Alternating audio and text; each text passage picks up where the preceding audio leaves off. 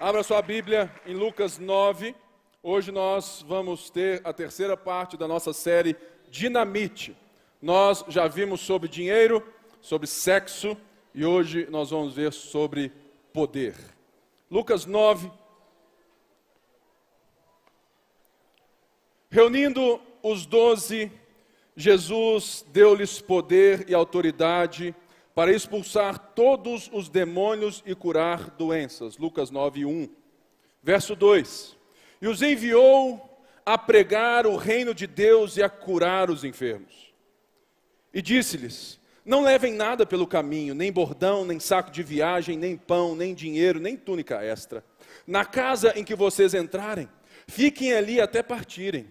Se não os receberem, sacudam a poeira dos seus pés quando saírem daquela cidade como testemunho contra eles. Então eles saíram e foram pelos povoados pregando o evangelho e fazendo curas por toda parte. Verso 7. Herodes, o tetrarca, ouviu falar de tudo que estava acontecendo e ficou perplexo, porque algumas pessoas estavam dizendo que João tinha ressuscitado dos mortos, outros que Elias tinha aparecido, e ainda outros que um dos profetas do passado tinha voltado à vida. Verso 9. Mas Herodes disse: João eu decapitei. Quem, pois, é este de quem ouço essas coisas? E procurava vê-lo. Verso 10. Ao voltarem, os apóstolos relataram a Jesus o que tinham feito. Então ele os tomou consigo e retiraram-se para uma cidade chamada Betsaida. Mas as multidões ficaram sabendo e o seguiram. Ele as acolheu e falava-lhes acerca do reino de Deus e curava os que precisavam de cura. Ao fim da tarde, os 12 aproximaram-se dele e disseram: manda embora a multidão para que eles possam ir aos campos vizinhos e aos povoados e encontrem comida e pousada, porque aqui estamos num lugar deserto. Ele, porém, respondeu: deem-lhe vocês algo para comer. Eles disseram: temos apenas 5 pães e 2 peixes, a menos que compremos alimento para toda esta multidão. Estavam ali cerca de 5.000 homens. Mas ele disse aos seus discípulos: façam-nos sentar em grupos de 50.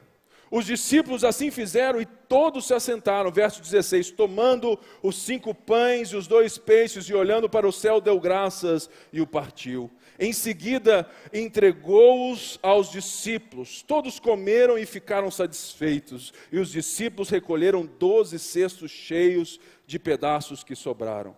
Certa vez Jesus estava orando em particular, e com ele estavam os seus discípulos. Então perguntou a eles: quem as multidões dizem que eu sou? Eles responderam: alguns dizem que é João Batista, outros Elias, e ainda outros que é um dos profetas do passado que ressuscitou. E vocês? O que dizem? Perguntou. Quem vocês dizem que eu sou? Verso 20 ainda, Pedro respondeu: o Cristo de Deus. 21, Jesus os advertiu severamente que não contassem isso a ninguém, e disse: é necessário que o Filho do Homem sofra muitas coisas, e seja rejeitado pelos líderes religiosos, pelos chefes dos sacerdotes e pelos mestres da lei, seja morto e ressuscite no terceiro dia. Jesus dizia a todos: se alguém quiser acompanhar-me, negue-se a si mesmo, tome diariamente a sua cruz e siga-me, pois quem quiser salvar a sua vida, a perderá. Mas quem perder a sua vida por minha causa, esse a salvará. Pois, que adianta um homem ganhar o mundo inteiro e perder-se ou destruir-se a si mesmo? Se alguém se envergonhar de mim e das minhas palavras, o Filho do Homem se envergonhará dele quando vier em sua glória e na glória do Pai e dos santos anjos. Garanto-lhes que alguns que se acham aqui de modo nenhum experimentarão a morte antes de verem o reino de Deus. Aproximadamente 8 dias depois de dizer essas coisas, Jesus tomou consigo a Pedro, João e Tiago e subiu a um monte para orar. Enquanto oravam, A aparência de seu rosto se transformou e suas roupas ficaram alvas e resplandecentes como o brilho de um relâmpago. Surgiram dois homens que iniciaram e começaram a conversar com Jesus. Eram Moisés e Elias. Apareceram em glorioso esplendor e falavam sobre a partida de Jesus que estava para se cumprir em Jerusalém. Verso 32. Pedro e os seus companheiros estavam dominados pelo sono, acordando subitamente, viram a glória de Jesus e os dois homens que estavam com ele. Quando estes iam se retirando, Pedro disse a Jesus: Mestre, é bom estarmos aqui. Façamos 3 tendas, umas para ti, uma para Moisés e uma para Elias. Ele não sabia o que estava dizendo. Enquanto ele estava falando, uma nuvem apareceu e os envolveu, e eles ficaram com medo ao entrarem na nuvem. Dela saiu uma voz que dizia: Este é o meu filho, o escolhido, ouçam-no. Tendo-se ouvido a voz, Jesus ficou só. Os discípulos guardaram isso somente para si naqueles dias, não contaram a ninguém o que tinham visto. 37. No dia seguinte, quando desceram do monte, uma grande multidão veio ao encontro dele. Um homem da multidão bradou: Mestre, rogo-te que dês atenção ao meu filho, pois é o único que tenho. Um espírito o domina, de repente ele grita, lança-o em convulsões e o faz espumar, quase nunca o abandona e o está destruindo. Roguei aos teus discípulos que o expulsassem, mas eles não conseguiram.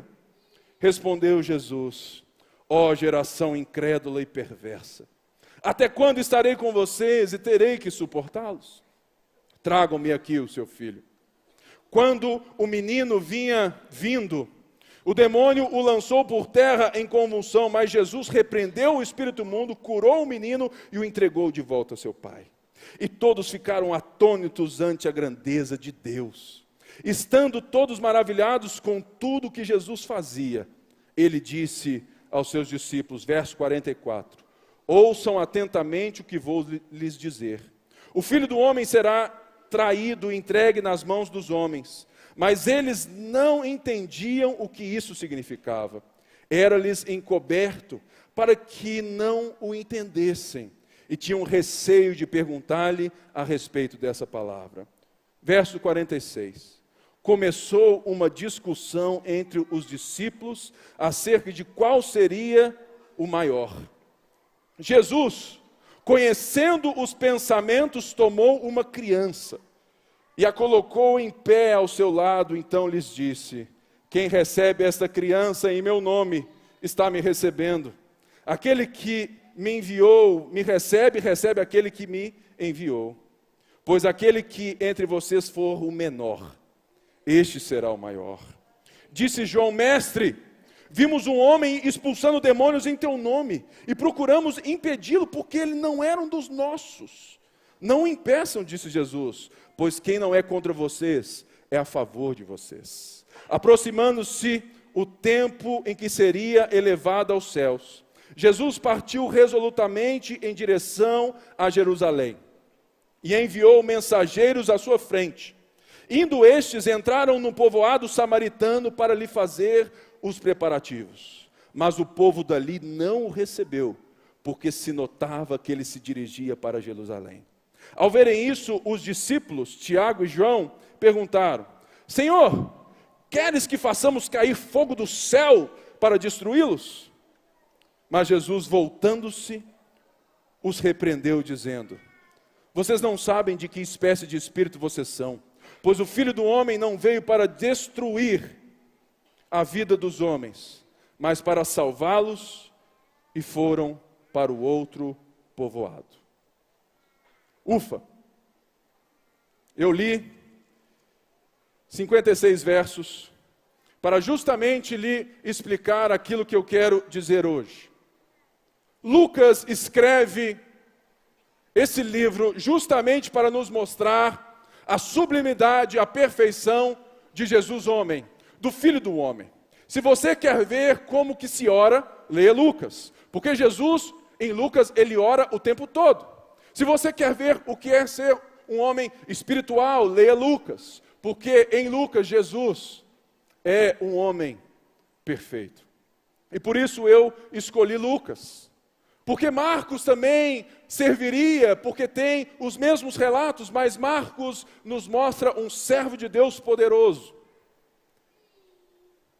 E aqui eu quero lhes mostrar 4 coisas a partir desse texto. A primeira delas é que o cristão não busca poder, ele o recebe. A segunda coisa que eu quero lhes mostrar nesse texto é que o poder é ferramenta e não finalidade. A terceira coisa que eu vou lhes mostrar é que, dependendo da sua visão sobre as outras pessoas, a sua maneira de lidar com o poder é diferente. E por quarto, Deus ama pessoas e as salva com poder. Nós necessitamos de entender e definir o que é poder. Poder é a nossa capacidade de obter aquilo que você deseja ou a capacidade de buscar aquilo que você valoriza. Temos a tendência de admirar essas capacidades. Isso faz parte daquilo que nós achamos que é a nossa glória. Como você usa o poder que você tem, revela onde está seu coração.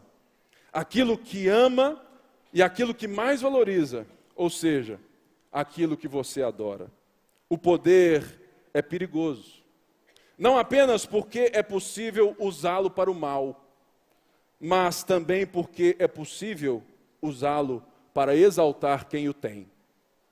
E nós vimos em todos esses versos, e eu li todos eles justamente para lhes apresentar um contraste entre Jesus e os discípulos. Nós não estamos falando aqui de gente que lida com o poder que não crê em Jesus, porque nós vimos Pedro dizendo: tu és o Cristo, o Filho de Deus. Nós vamos ver nesse texto, nessas 4 coisas, que Jesus lida com o poder de uma forma diferente de nós, discípulos. Por quê? Porque, irmãos, o poder em si não é o problema. O poder em si não é o nosso problema. Se você for ver em Gênesis 1, 27 e 28, quando fomos criados por Deus, Deus nos criou à sua imagem e semelhança e disse: frutificai, enchei a terra, sujeitai-a e dominai. Ou seja, Deus fez o ser humano para dominar sobre a criação, ou seja, Deus nos concedeu poder. Mas a questão é que quando o pecado veio, quando o homem escolhe justamente querer ter o poder nas suas mãos, é um grito de independência. O problema não é o poder que você tem em qualquer área da sua vida. O problema é o como você enxerga esse poder e o que esse poder faz com você. Nós vimos que Lucas 9, 1 e 2, Jesus também concede poder aos discípulos para que eles restaurem, comecem a restauração de todas as coisas. Eles curam, eles expulsam os demônios. Mas nós vemos também que os mesmos discípulos, após terem esse poder latente nas mãos, eles vão se perdendo diante da sublimidade do poder e da falsa compreensão que eles têm do próprio Jesus. Nós vimos aqui, Jesus, ele multiplica pães. Jesus expulsa o demônio do filho de um homem, e Jesus é transfigurado, e eles viram Pedro, Tiago e João, Moisés e Elias. E uma das coisas que eu não sei se você percebeu, é que eles respondem a Jesus de uma maneira totalmente diferente, porque eles começam a se achar os únicos de Jesus. O nosso problema é justamente que nós sabemos a restauração, o poder que está em nós. Porque, irmãos, a Bíblia nunca te disse para buscar poder. A Bíblia nunca te chamou para buscar poder. A Bíblia diz que nós temos que buscar a Deus, buscar o reino de Deus. A Bíblia diz que nós temos que buscar as coisas lá do alto, mas a Bíblia nunca diz que nós temos que buscar poder, porque isso é departamento de Deus. E por todo o tempo, em Atos mesmo, fala assim, recebereis poder. Mas o nosso problema é que como nós necessitamos do poder para criar identidade, porque nós não sabemos quem somos em Cristo, nós usamos o poder para dizer quem nós somos e não o contrário. O que Jesus usa e Ele faz com o seu poder não é porque Ele precisa se provar pelo poder dEle, mas que pelo poder dEle, Ele faz isso porque Ele sabe quem Ele é. Logo, os 12 discípulos, eles vão se relacionando com esse poder, essa exclusividade de serem os 12 de Jesus, de uma forma muito pecaminosa. Quando você não sabe que é amado por Deus, que é aceito por Deus, você faz tudo para ganhar a admiração das pessoas. Você faz tudo para ganhar poder e para ter poder sobre as coisas. De uma forma simples, nós muitas vezes usamos mal a autoridade que temos. Usamos mal os poderes que temos, sejam eles financeiros, sejam eles da beleza do corpo, porque tem muita gente que usa a beleza, atrações sexuais para dominar as pessoas e para se valorizar a partir disso. Tem gente que usa a sua maneira, a sua sexualidade para se provar, para se dar identidade, porque não sabem que são amados por Deus.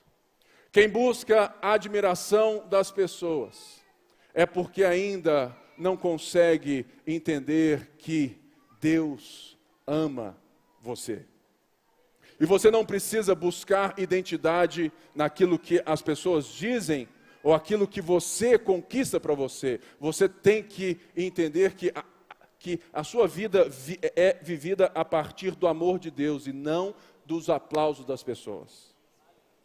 Isso, irmãos, no ministério é tão realidade quanto lá na sua empresa, lá na sua casa, com os seus amigos. Vocês já pensaram o tamanho das tensões e pressões que é estar aqui nesse momento, diante de tantas pessoas? Os resultados que podem ser requeridos sobre isso?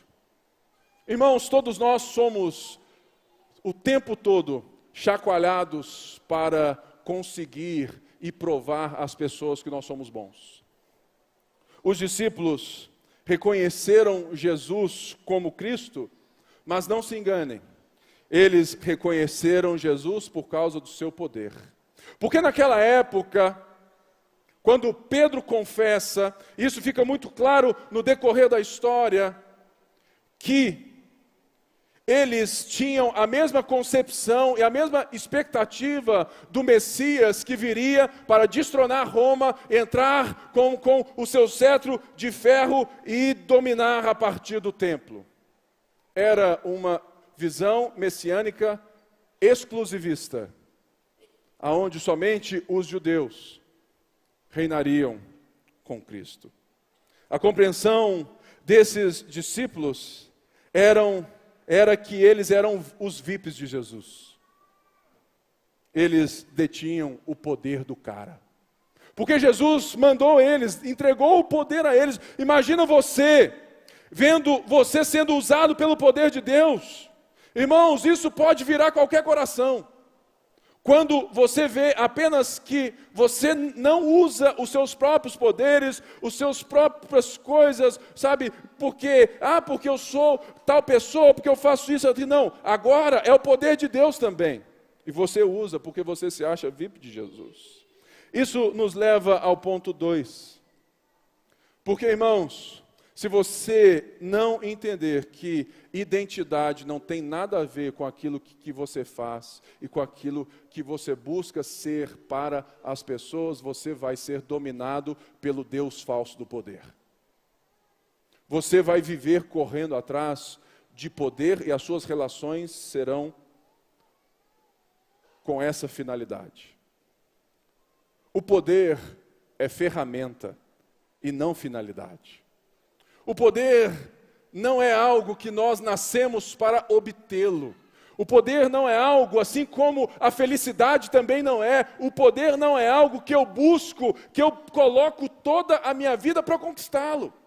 O poder é uma ferramenta, porque a sua identidade não é definida pelo poder que você tem.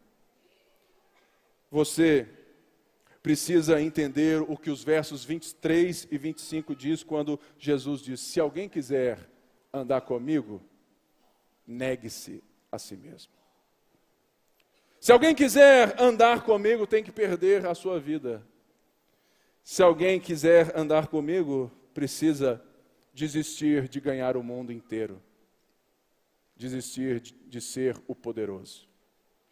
O que Jesus está dizendo aqui é que perder a alma, perder a vida, entregar a sua vida, é justamente quando nós buscamos ganhar o mundo, os aplausos, os impérios do mundo, quando nós queremos somente sermos reconhecidos justamente pelo poder que temos, nós deixamos e perdemos a essência do que é real.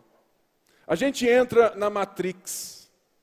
A gente começa a criar um mundo ilusório do poder, seja ele pelo dinheiro, seja ele pela religião, pelo sexo. Você coloca-se no mundo a partir do poder que você tem. Sua vida não é determinada pelo tanto de poder que você tem, mas do tanto que Deus tem de você. O cristão, ele precisa entender que ele não opera segundo os parâmetros desse mundo. Porque ele não vive para buscar poder, porque ele já recebeu de Deus. E ele não vive para buscar o poder, porque ele usa o poder para servir, para resgatar, para amar as pessoas. O nosso problema é que muitas vezes a nossa visão sobre as outras pessoas nos impedem de amá-las. Porque, irmãos, vamos combinar. O poder cria classes sociais, o poder cria divisões e barreiras, o poder cria classificações. Quando você está diante de alguém que você não tem admiração, e você sabe que você tem o poder para fazer com aquela pessoa o que você quiser, é justamente isso que mela o processo inteiro. Muitas vezes, irmãos, nós usamos o poder como um Deus falso, como algo que eu preciso me provar esmagando as outras pessoas, mostrando a elas quem manda aqui. E uma das coisas mais lindas é que Jesus nunca usou o seu poder para se vangloriar. Vocês lembram o que está escrito lá em Mateus 4? A tentação de Jesus. O que diz lá? Lá está dizendo que Jesus estava sendo tentado pela sua divindade. Jesus estava sendo tentado porque o diabo sabia o tamanho do poder que ele tinha. E ele diz assim, se tu és o Filho de Deus, se você é o cara mesmo, e eu sei que você está morrendo de fome, porque foram 40 dias como homem, e eu sei que você está morrendo de fome, doido para transformar essa pedra num pãozinho com mortadela. E ele fala assim, se tu és o Filho de Deus mesmo, transforma essa pedra em pão. Usa o seu poder para o seu próprio benefício. Usa o seu poder para você mesmo. E Jesus diz assim, nem só de pão viverá o homem, mas de toda palavra que procede da boca de Deus. Porque Jesus nunca viveu para exercitar para si mesmo o poder que ele tem, porque ele sempre viveu por ser amado pelo Pai, para agradar o Pai. Será que você tem essa forma de viver a sua própria história? Aonde você consegue enxergar as pessoas pelo amor e não pelo fornecimento? O nosso problema é que muitas vezes, ao classificar as pessoas pelo cargo, pela beleza, pela conta bancária, até pela fé em Deus, nós começamos a jogar o jogo do poder. E não vai achando que no meio dos pastores é diferente, não. Porque, irmãos, aonde existe pecado, existe uma maneira de lidar com o poder para o mal. E Jesus está ensinando em Lucas 9. E ele diz assim, quando os discípulos estavam questionando quem seria o maior. Olha só. Gente, pensa bem. João, Tiago e Pedro tinham acabado de ver Jesus ser transfigurado. Os discípulos todos tinham acabado de ver Jesus curando todo mundo, multiplicando pão. A pergunta era, quem vai ser o sucessor desse cara? Quem vai ser o sucessor desse cara? Ou seja, impressionante quando nós não entendemos o amor de Deus. Nós continuamos querendo suceder e sentar num trono que não nos pertence. E Jesus, conhecendo o pensamento deles, chamou uma criança. Falou assim, ó, quem me recebe como essa criança, me recebe e recebe meu Pai. O que Jesus está nos dizendo é que, dependendo da sua visão sobre as outras pessoas, isso afeta a sua maneira de lidar com o poder. Quem recebe uma criança entende que ela não tem nada para nos dar. E isso que Jesus está dizendo. Se você me recebe para viver o sonho encantado, você não me recebe por aquilo que eu sou, mas por aquilo que eu posso te dar. É uma relação de poder e fornecimento. Você quer me usar para ser grande, mas eu não vim para isso. Eu vim para te amar e não para te fazer grande. Eu vim para te restaurar. Eu vim para me relacionar. Eu vim para te salvar. Porque aquele que entre vós for o menor, este será grande. Quem recebe uma criança entende que não irá precisar se provar e nem ser provado, porque quem recebe Jesus como uma criança entende o que é amar sem olhar a retribuição. Quem recebe Jesus por quem Ele é, não tem problema com quem faz a obra de Jesus diferente de nós. Olhe bem, logo depois de dizer essas coisas, o que João diz? Olha aqui, e respondeu João, mestre, vimos um homem que em teu nome expulsa demônios, e nós o proibimos, porque não te segue conosco. E Jesus lhe disse, não o proibais, porque quem não é contra nós, é por nós. Jesus está nos dizendo algo muito simples. Não coloque a minha ação dentro da sua caixinha. Irmãos, todos sabem da minha forma de pensar. Todos sabem que eu tenho 2 pés atrás a muitos movimentos pentecostais que para mim são excessivos e até fogem das Escrituras. Mas eu não me furto de participar, de me relacionar com nenhum deles. Porque quem sou eu para dizer quem é o grupo fiel de Jesus? E é isso que João está falando assim, olha, esse cara não é da galera. Esse cara não é da nossa teologia. Certa vez eu estava no seminário. E o pessoal olhou para mim, pastor da Lagoinha, e era um outro tipo de seminário que é diferente da gente. As pessoas olhavam para mim e literalmente me perguntavam, o que você está fazendo aqui, cara? que você está fazendo aqui no nosso meio? E eu respondi assim: eu vim fazer a mesma coisa que você, aprender. Sabe, irmãos, quem não tem fome de poder, aceita se relacionar com pessoas diferentes. A nossa noção de que Deus faz vingança a quem faz algo ou fala algo de nós. Logo depois, o mesmo João, quando vê que eles querem passar lá em Samaria, sabe? Aquele povo que os judeus tinham nojo. Jesus quer passar lá, quer ficar lá um tempo.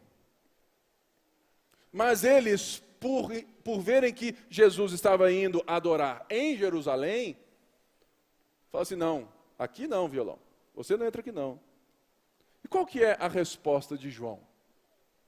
Senhor, o Senhor quer que a gente ore e mande fogo nesse pessoal aqui? Irmãos, somente quem não entende o poder de Deus e o amor de Deus é capaz de tentar usar Deus para se vingar das pessoas. Quantas vezes a nossa noção de que Deus faz vingança a quem faz algo ou fala algo de nós? Quantas vezes, irmãos, nós achamos que somos super-homens, super-crentes, e que qualquer coisa que tocar no ungido do Senhor, tira o texto do seu contexto completo, achando que se alguém tocar em você, Deus vai chegar e vai falar assim: ó, você tocou no pipe, agora você vai ver comigo. Você sabe o que Deus vai fazer? Você machucou o pipe, vá lá e perdoa. Sabe por quê, querido? Porque foi isso que Jesus fez por você. Você pecou, você se distanciou, você quis gritar o grito de independência. Falar assim: Deus, eu quero viver sozinho nesse negócio aqui, eu quero mandar, eu quero ter o meu poder, eu quero ter a minha casa, eu quero ter o meu carro, o resto na poupança, e se dane. E quando eu quiser, eu vou lá na igreja e peço ao pastor que ore por mim. Jesus está dizendo o quê? Vocês me ofenderam, mas mesmo assim, eu vim e os amei. Por que vocês querem vingança das pessoas, se eu não estou me vingando de vocês? E dessa maneira nós entramos no último ponto. Nós vimos até então que um cristão não busca poder, porque já o recebeu. Nós vimos também que o poder é ferramenta e não finalidade. Nós vimos que a sua visão sobre o outro afeta a sua maneira de lidar com o poder. E o último ponto: Deus ama pessoas e as salva com poder. Verso 51. E aconteceu que, completando-se os dias para a sua assunção, manifestou-se o firme propósito de ir a Jerusalém. Ele manda o seu povo à frente, o povo não quer. Tiago e João chamam fogo e Jesus os repreende. Olha aí a partir do verso 55, eu creio. Deixa eu olhar na minha Bíblia aqui. Mas Jesus, voltando-se, os repreendeu, dizendo: vocês não sabem de que espécie de espírito vocês são, pois o Filho do Homem não veio para destruir a vida dos homens, mas para salvá-los. E foram para o outro povoado. Irmãos, você está aqui, eu estou aqui porque a salvação é pelo poder do outro, pelo poder de Jesus e não pelo seu. Porque se você tivesse algum poder para restaurar o seu relacionamento com Deus, Jesus não precisava vir. Mas como nós estamos mortos nos nossos pecados e delitos, alheios a Deus, nós queríamos que Deus ficasse bem longe, para que nós construíssemos a nossa Babel. Mesmo assim,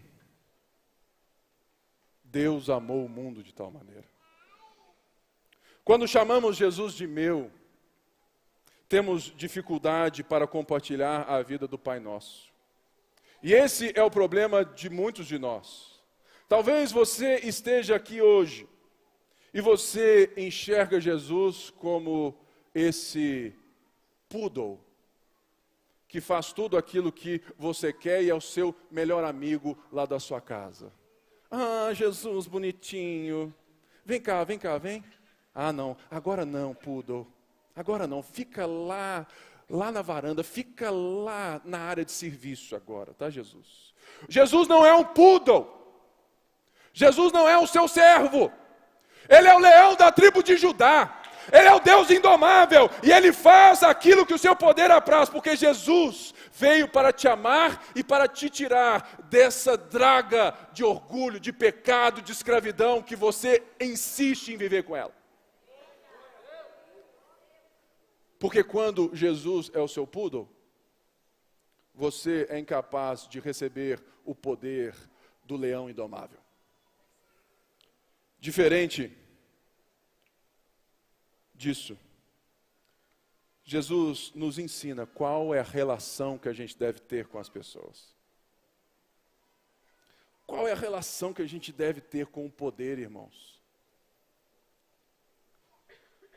Se o poder não nos traz identidade, lembre-se, Jesus sabia quem ele era. Paulo diz aos filipenses que ele, sendo Deus, não julgou o fato de o ser algo que ele deveria se apegar. Antes se humilhou. Ou seja, Jesus não usou o fato de ser Deus para julgar na sua cara. Falou assim, viu, bobão? Fica aí agora, olha eu aqui, dando o rolê. Não. Ele se humilhou, reconhecido em figura humana, se fez servo e servo até a morte e morte de cruz. Porque Jesus sabia a vontade do Pai. E Jesus amava o Pai. Jesus não tinha qualquer problema com o poder, porque Jesus vivia uma relação de amor, que não tinha o poder como determinação ou determinante nela. Tinha o amor. E como Jesus sabia quem ele era, Jesus sabia a vontade do Pai, Jesus amava o Pai, Jesus também sabia que o Pai amava o mundo. Logo, Jesus veio salvar o mundo com seu poder. E eu gosto muito de Efésios 1:19, que usa 4 palavras gregas para expressar o tanto de poder que Deus usou para te salvar. Diz assim, o qual a sobre-excelente grandeza do seu poder sobre nós, o que cremos segundo a operação da força do seu poder, que manifestou em Cristo, ressuscitando os dentre os mortos e pondo à direita nos céus. Paulo diz que esse mesmo poder que ressuscitou a Jesus dentre os mortos, opera em cada coração que está aqui nessa noite. E a pergunta que eu te faço, se você nasceu à imagem de Deus para amar as pessoas, usando o poder para construir uma sociedade para a glória de Deus, se você foi resgatado e amado por Jesus, e Ele te concede poder para amar novamente as pessoas. Por quê? Porque nós estamos insistindo em viver, em nos relacionar, em enxergar a vida a partir de um poder tão pequeno, que é o seu. Irmãos, nós temos operando em nós o verdadeiro poder. O poder que é capaz de mudar características. Irmãos, eu sempre fui alguém muito individualista. Se você me deixar numa rede, numa casinha de sapê com 5 livros e Coca Zero, eu fico lá uns 10 dias. Sabe por quê? Por muitos anos eu achei que eu me bastava. Eu achei que se eu lesse muito, se eu lesse muito a Bíblia, se eu orasse muito, era só chegar aqui e pregar. Mas deve ser por causa disso que Deus, antes de me chamar para o seu povo, já me deu o espinho na carne desde a infância. Porque, irmãos, muitas vezes eu já vim e orei a Deus, já fui em gente que, os tops todos aí, todos os guru gospel eu já fui, para ver se arrancava a gagueira de mim. Sabe o que aconteceu? Nada. A partir do momento que eu entendi que o que precisava não era Deus arrancar a minha debilidade física, mas arrancar a minha autossuficiência. E eu comecei a aceitar os desafios de me colocar na dependência de Deus, para pregar o Evangelho, mesmo sendo um homem que não sabe falar. E desde então, todas as vezes que eu preguei, Deus nunca me deixou na mão.